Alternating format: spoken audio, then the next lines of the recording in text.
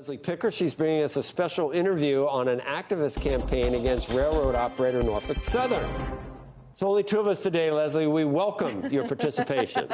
Well, thank you, Joe. I appreciate that. And I appreciate your time, James Chadwick, for a CNBC exclusive. Jim is the president of alternatives at Ancora. The firm has taken an aggressive activist stance in Norfolk Southern and is releasing its management strategy this morning, which includes changes in the CEO spot and the board. Good morning, Mr. Chadwick.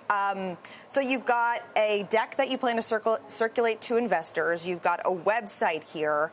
A majority of the slate, you're nominating 8 directors, and we'll have some full screens that show who those directors are. And you are recommending Jim Barber, the former COO of UPS, as the CEO of Norfolk Southern. And you put a $420 price target. That's pretty significant upside, more than 2/3 of where the shares are currently trading. So why this slate? Why a change in management? And why do you think that they can effectuate the kind of value creation that gets to $420 a share for Norfolk? Thanks for having me today, Leslie. We really appreciate it. Look, as an Ohio-based manager, we're deeply invested in this company. It's beyond just dollars and cents. I mean, for us, this is something that's in our own backyard, and I'm referring, of course, to the East Palestine derailment last year.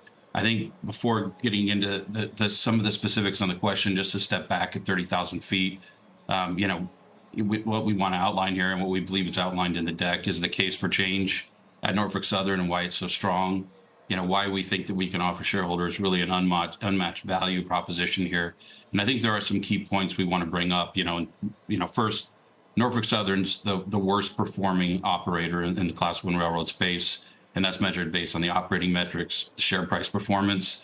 And that's despite having an exceptional workforce, a great customer base, really all that would be needed to be a top performing railroad, but unfortunately, the company's been, in our opinion, mismanaged, and the board has made some poor decisions. Secondly, when you look back in 2022, the company had the opportunity to bring in what we think could have been a real operator to turn around the business, and instead they elevated a 30-year company insider with no real operational acumen that really has never even generated growth, even formally as the company's CMO. And then third, I think, the consequences of poor execution and weak management were epitomized by the East Palestine derailment. And even to this day, since that time, the company's had continued accidents. They had a tragic death of an engineer in the last couple of weeks, as well as multiple derailments in the past 30 days.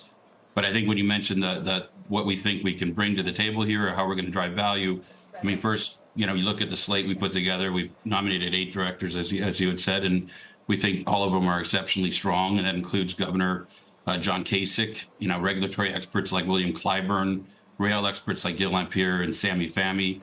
The management team we think that we're proposing here is outstanding. Jim Barber, we think is a superstar, former COO at UPS, as well as Jamie Boychuk, who's really one of the highest regarded rail operators in the country. And so combining those two with Jamie as the COO candidate, but combining those two, really marrying those perspectives between those two individuals, marrying UPS kind of best practices with rail principles, we think that we can drive significant value here to the company.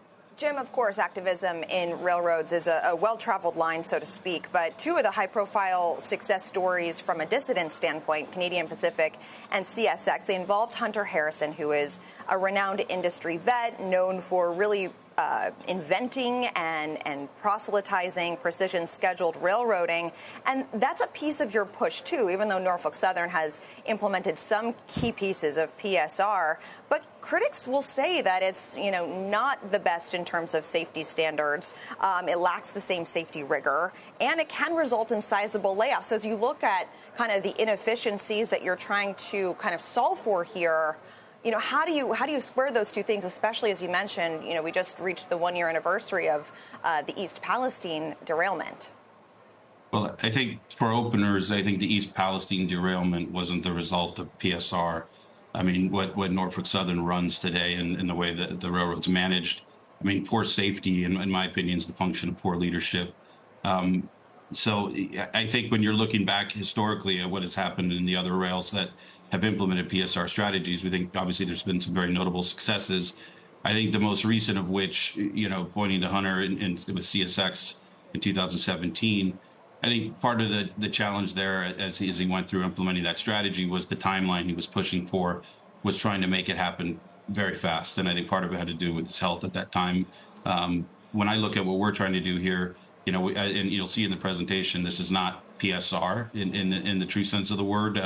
We look at it as we build on the principles of scheduled railroading, but really as we've called it a scheduled network, or a network of the future, which we plan to detail a lot more about that plan in coming weeks. But effectively, it's taking the core principles of scheduled railroading, but layering on top of those other components related, and that's where I mentioned Barbara's network background, but really driving growth, marrying really the operating and marketing functions of a company, and focused on the merchandise and what you're actually pushing through on your network.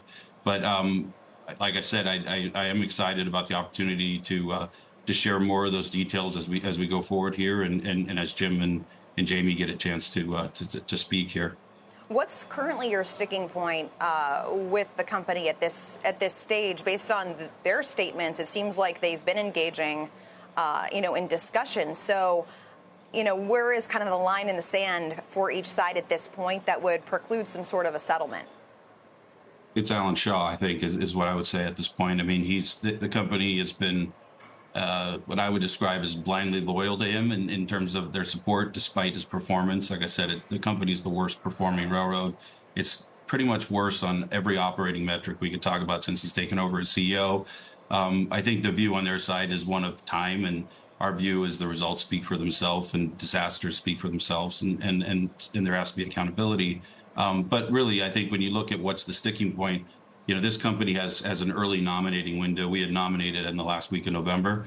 So it's been, over 2.5 months of engagement with the company. We have engaged with them frequently and have had quite a bit of communication, but there really has been no movement either on the Alan Shaw front or on a real serious offer in terms of reconstituting the board. And so both of those things we believe are necessary here, I think, to drive the type of value that the shareholders deserve.